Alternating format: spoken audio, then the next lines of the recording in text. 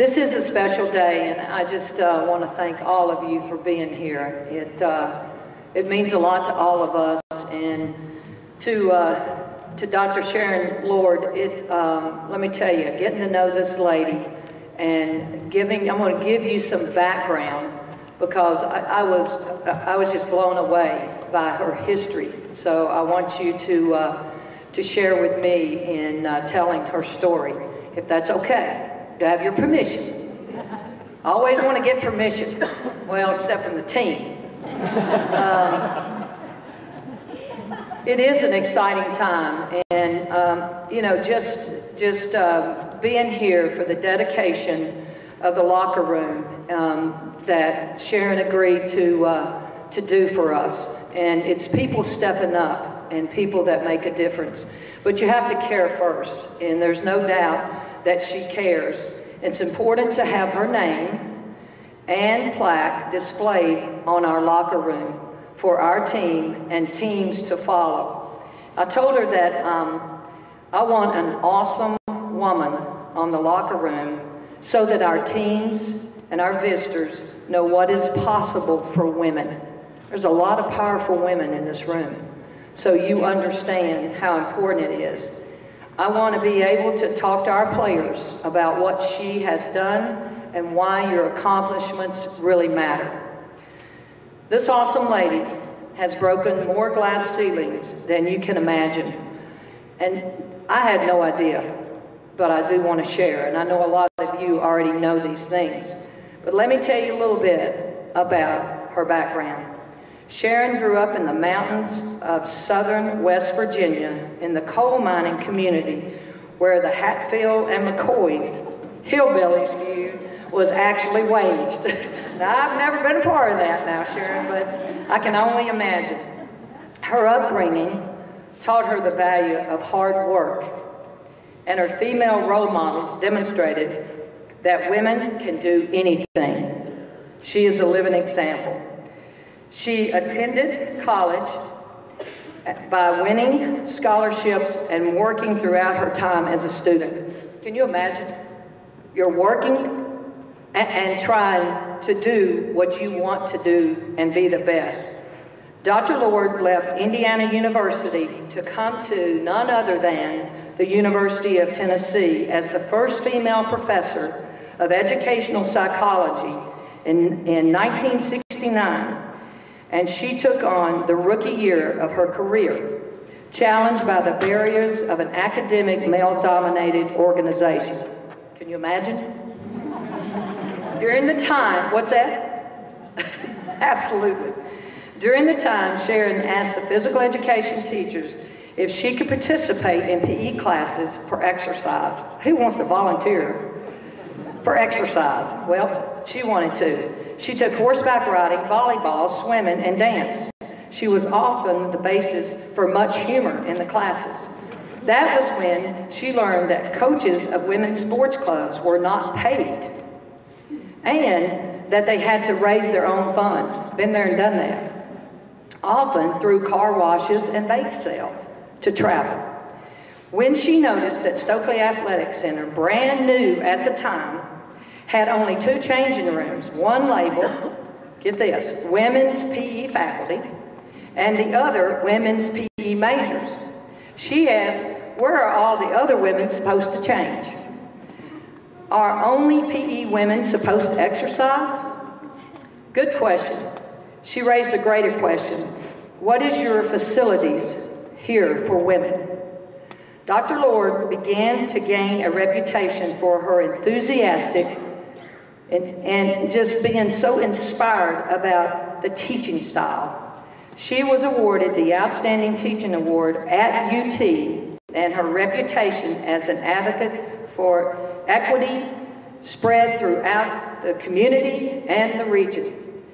She engaged students in active, self-responsible learning, challenging them to take concerns and questions to the appropriate teachers and the administrators. In a conversation this year, Dr. Archie Dykes, chancellor at the time, recalled a meeting that Dr. Lord initiated with him. She wouldn't accept an explanation of status quo. We know that. It was only impossible to tell Sharon no. So we didn't tell Sharon no. The initiatives that she led in the early days of the cause of women remain a source of enormous pride to me and hopefully to all of you. In a larger dimension, I know that her pioneering work beyond academia has immeasurably enriched and profound and shaped the lives of countless numbers of men and women. We thank you for that. And our lives are better because she came our way.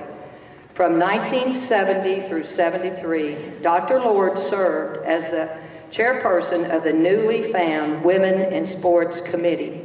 Her research led to the initial funding and formation of the UT Athletics Department.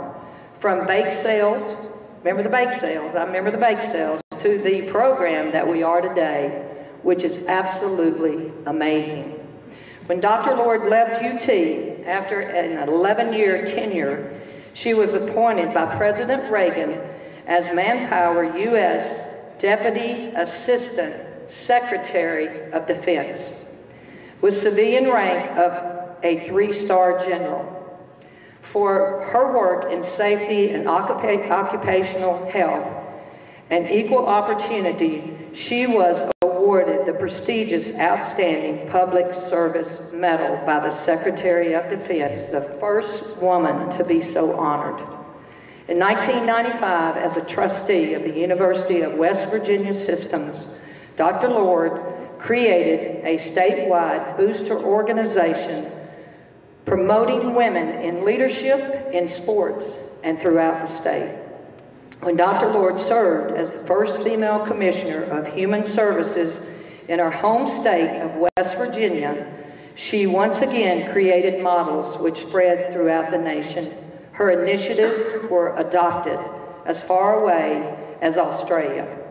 Since 1979, through her international consulting business, Sharon Lord Associates, she advises military, business, and government leaders throughout the world, including New Zealand, Panama, and Europe. Sharon is a visionary change agent.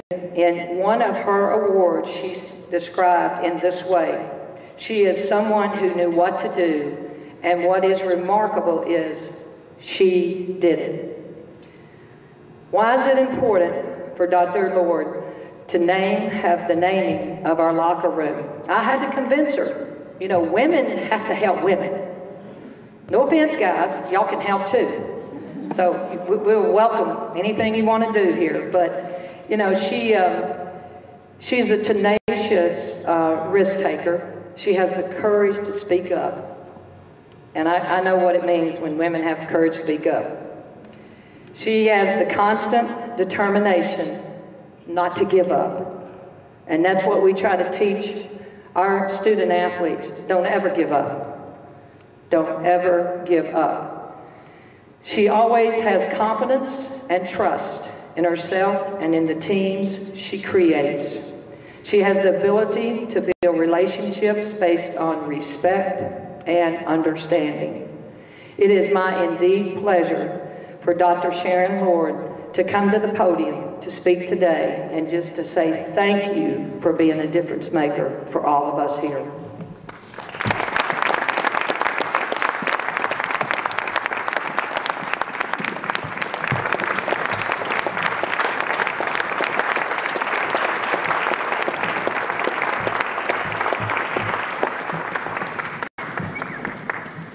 Pat, thank you with all my heart.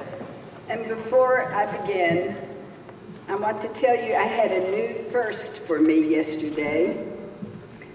I tried to shop by myself in a shopping mall. And God did not give me the gene in my DNA, the shopping gene. Pat Ball and all the people who love me can tell you I don't have a shopping gene. I almost had a nervous breakdown. It was all for you, so I look cool. So you would know that at my age, life has just begun. so that you will know there are many chapters to your life. And I've written my remarks because they're timing me today. So I'm going to get back to my remarks. But I really do thank you, every single one of you who is so precious to me, who has chosen to spend this afternoon. Thank you. I feel such deep gratitude that you are here today. At this moment, I recall so clearly my hail and farewell party at the university in 1980. That was the only event in my entire life where I ran out of the room crying in the middle of my remarks. Do you remember that, Pat? I was bereft with ambivalence. On the one hand, I was exceedingly excited about the future. On the other, I realized I was leaving the first professional family, a true team comprised of so many of you from the university community and from the Knoxville community, and especially the students. And those students who are here, it just fills my heart to know you've traveled to be here. The graduate and undergraduate students were my true colleagues. There were a few others, like Dr. Charles Reynolds, who had some vision for the future. You were the team who challenged me to become more.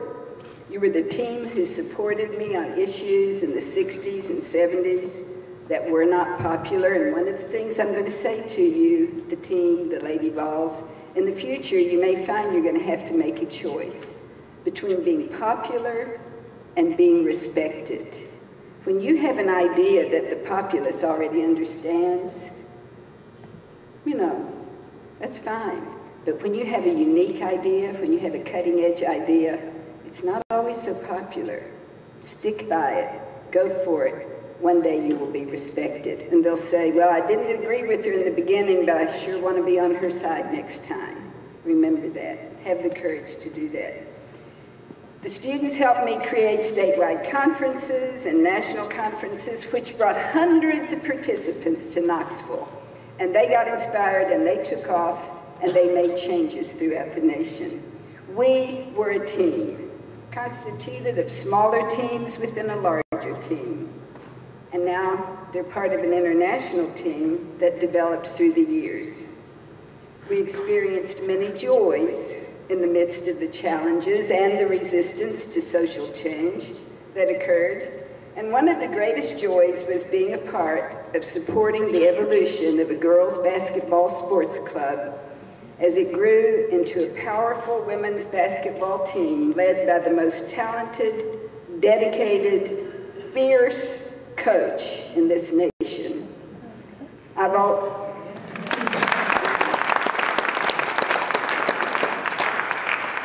I have told people around the world that my reward for the ridicule I endured in the early years was that Pat Head walked on campus in 1964 and she stayed. God is good. Coach Summit not only started her coaching career here, she stayed here so that she could ensure that for the rest of my adult life, I got to enjoy the fruits of her labor. After I left UT and was in my post in the Pentagon, which was very demanding, I was able to slip off to a women's basketball tournament in Scope Arena in Norfolk, and Pat provided me seats behind her bench. The crowds weren't so big then, and it was one of the first national TV games, and we lost. I also returned from New Zealand to attend an NCAA tournament in Minneapolis, or I would fly into Knoxville to attend the World's Fair as the guest of the mayor, and they'd introduce me from the speaker, and I'd be busy talking and didn't hear them call my name, and Pat would have to punch me. Increasingly through the years, the arena was filled with fans. And on that occasion, and this is a side story I have to tell you about Dr. Earl Raymer, whom some of you will remember. When I took those results to the UT Athletic Board, and I thought I shouldn't be the one to have to present them. I was untenured, female, and under 30. I mean, you know, I was scared. But anyway, I presented the data, and Dr. Earl Raymer, who was a very good man, who was president of the NCAA that year, looked at me and he says, well, now, Sharon, honey, I understand what you're saying here, but surely you don't think folks will ever pay to see girls play ball. So I took a deep breath, the way I've learned to do, and I suggest you do. Don't pull your double-barrel shotgun out right away. Take a deep breath, and I composed myself, and I told them about this amendment to the Civil Rights Act that didn't have implemented regulations yet, so it wasn't real yet. And I told them it was going to be called Title IX and what was going to happen. Well, as the years went on, Earl Raymer did dump $20,000. $20,000, baby. That was the sum. $20,000 into the women's physical education budget, and that's what began to pay Gloria Ray $400 to coach tennis, and Pat to have travel money, and so forth. So when I returned on that occasion, at the guest of Dr. Ball and the mayor and others, Earl Raymer waved at me from the press bench, and he motioned me down. He was retired. And I walked down, and I hugged him, and he waved his hand, Joan and Pat, around this arena that you all had filled up, and he says, Sharon, look at this crowd. And I said, yeah. He says, you must be so proud. And I said, you know what, Earl? Every single one of these folks pay to see girls play ball. And he said, Sharon, you will never change, and I hope you never do. It's a far cry from the handful of students, some of you whom are here, you used to carry your lunches over to watch Pat's practice, and you received extra credit in my courses if you went to a Lady Vols game.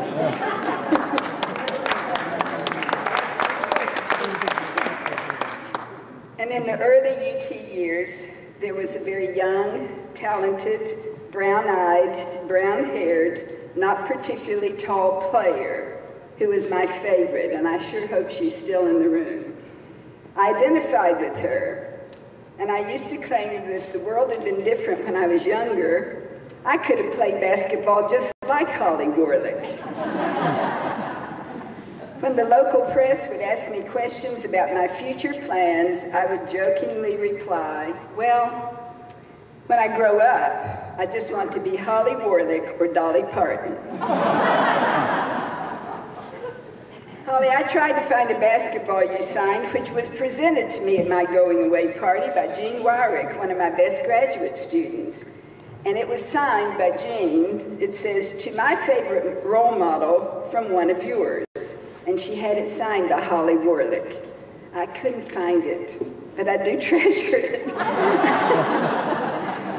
And Dr. Barbara Matthews, who is here from Florida today, presented me with an orange basketball jersey, which said across the front, Sissy Lord, and on the back it had 1-1.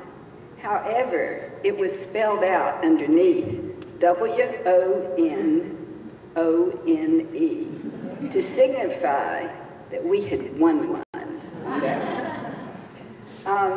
I do treasure all those gifts, but now I want to call to our attention fully, and I want your attention fully, the Lady Vols team who are present today. And indeed, one of the deals was they had to be present today, or I wasn't going to be here. So I'm going to say to you, attention! Present self. You got it. Are you awake? I know you're tired. But this locker room dedication is for you, the Lady Vols. You are a living legacy. Now, last night, Joan, I have to admit, I Googled. Joan can tell you that Pat and I swore one day in each other's presence we would never use email. We were not going to use the internet, and it took Joan a long time to get us to change our minds. So I Googled last night the word legacy. Legacy. You are a part of a living legacy. Now, what it means is a gift handed down from a predecessor or predecessors from the past. And in the late 14th century, it said, a legacy was defined as an ambassador sent on a mission. In the case of the Lady Vols, indeed, there were early ambassadors sent on a mission.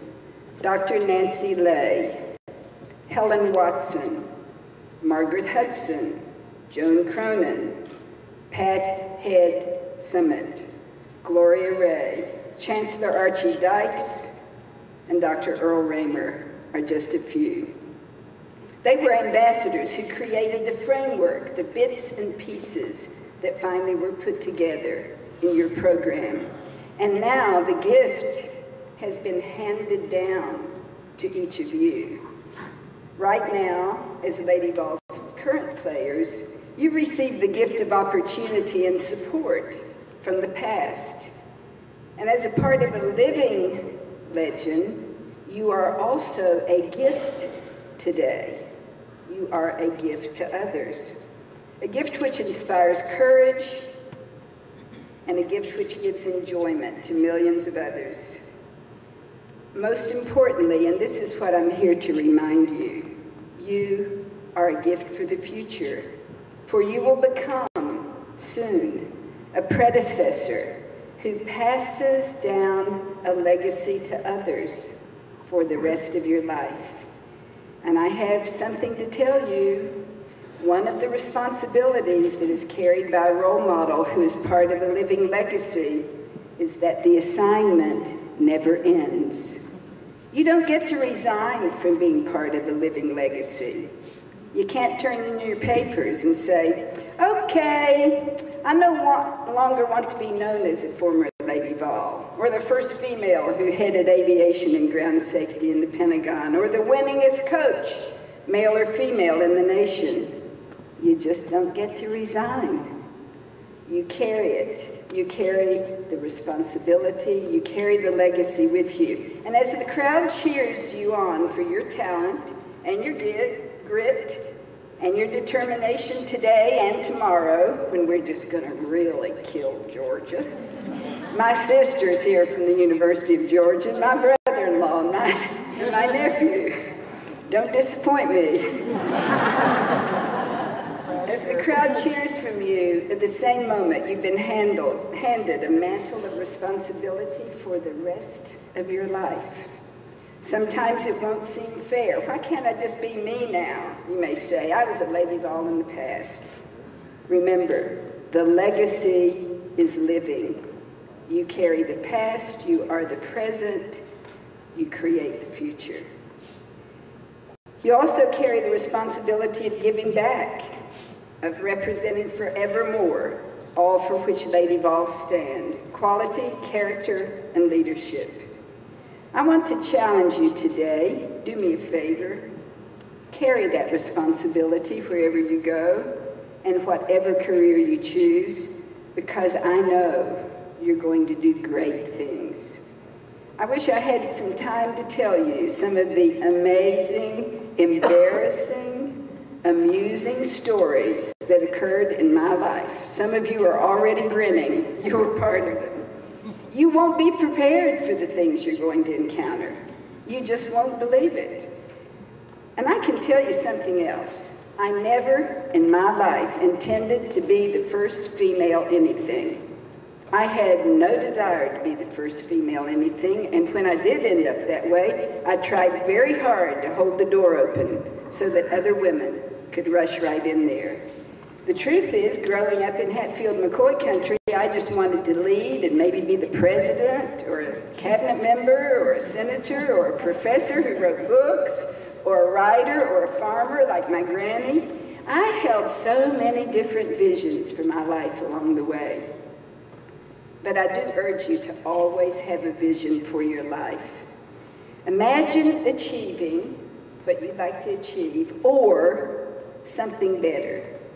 I would always say, okay, I want to be Dolly Parton when I grow up, or something better. You have to allow for the something better because life will close a door on you at times, and it won't be fair. And at other times, a big door will open up that you can't believe, and you're going to have to take a deep breath and have the courage to step through the door and know that it's okay to make mistakes, because that's the way you learn to do things right. Also, don't be afraid to ask stupid questions.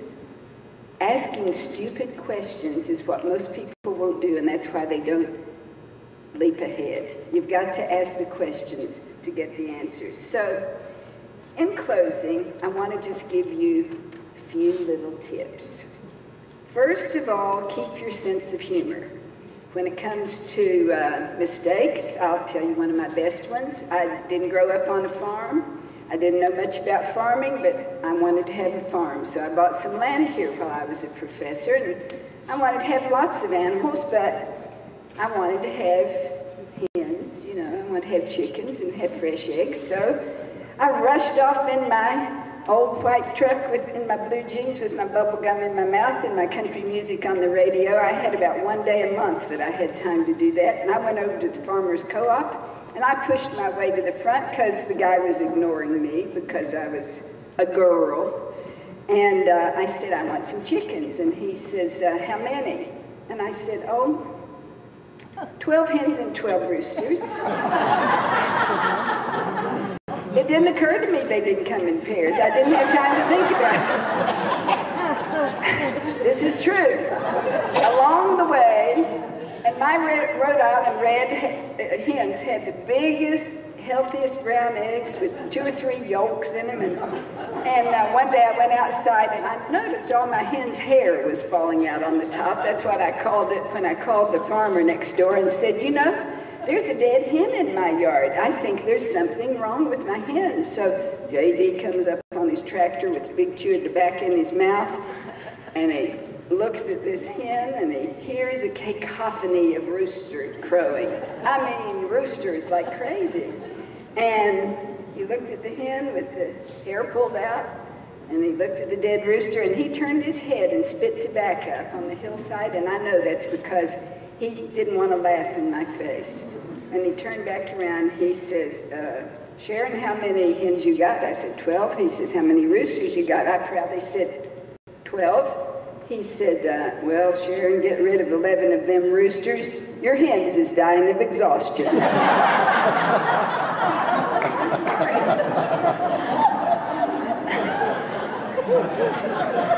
True, it's true. I made mistakes like that all along the way. You know, you just pick it up and you learn from it. My brother-in-law, who's present, took 11 of those roosters, killed them, and as I recall, boiled them and put them in jars. Isn't that right, Richard? Yes, yes. And my hens lived happily ever after. So the next tip, it really is keep your sense of humor. Allow yourself to make mistakes and keep your sense of humor. Colonel Hamrick, who's here, who was my military assistant in the Pentagon, who was our OTC director right back here, he saluted me when I walked in today. Anyway, I drafted him. I only got to pick one staff member in the Pentagon. I inherited everybody else, civilian and military. I called him from the field. He hadn't been through staff school. I could have destroyed the man's career. But anyway, we all survived and he got promoted. And I remember one particular day. It was a really stressful day. I'd had to testify on the Hill in the company of some generals who did not support the policy position I'd convinced the secretary to hold. In the black car we were driving in up to the Hill, it was stressful. And then I came back from the Hill. Major Hamrick at the time rushes out with my clothes and my briefcase, and a helicopter lands in the Pentagon landing spot, whatever that's called, and I got saluted on to the helicopter, and I thought at that moment, wow, I wish my mama could see me now. But I got there. I was tired. It was the U.S. Army War College, and this big car's waiting for me with a 3-star license plate. And I knew that was for me because I was the only one on the helicopter. So the dudes who were flying the helicopter salute me off of the helicopter. Tired me walks toward the car, and this old guy, the driver, says, honey, I'm looking for a 3-star. Do you know where he might be? That's one of those times I took a big, deep breath. And I said, well, I hate to be the one to deliver the bad news, but you're looking at him. And he said, oh, ma'am, are you going to report me?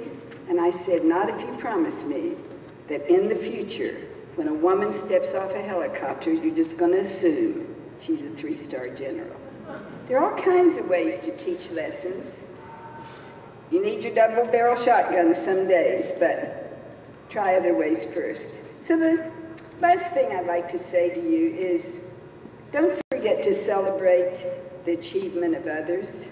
Do you know when you replace jealousy with celebrating other people's accomplishment, it means you get to celebrate all the time? And in doing so, express your gratitude to the people who supported you and realize, well, you wrote me some notes. Do you remember that? Did you happen to know who you were writing them to? Or did you just write out a little note because the coach says, women, there's a woman who's done something, write her a note. Okay. I can tell you there were a few of you who just wrote me a note. And that's okay, you probably were busy. But I'm going to tell you that gratitude is one of the most joyful things you can carry in your life, and one of the most joyful things you can give to people. Because I remember, and will for the rest of my life, remember one note. And that note was from a player who thanked me. And she said she hoped someday she might be a doctor. And then she placed a little heart beside her signature. Now I wear this heart. This heart and other hearts have been given to me by someone who keeps reminding me that at the end of a life, we may not, as we're dying, we may not lie in bed and think about our achievements or our money or how famous we were or our status. I've helped a lot of people make the transition to the other side of life in this past decade, and I can tell you, they lie in bed and they ask the question, how well did I love? How well did I love? And I'm going to urge you to realize that when you put your heart into notes, into gratitude, into appreciation, you're putting your spirit into it. Spirit, inspire. To inspire means to breathe spirit into whatever you do. That's how you inspire people. Pat Summitt has her heart in what she does. Joan Cronin has created an incomparable Lady Vols program across all sports. Choose things that tap your heart. You know, I honor you today. I honor you. And I hope you will carry that legacy. You are my inspiration. You are the inspiration to so many, and you will be for the rest of your life. Thank you. Lift up, guys.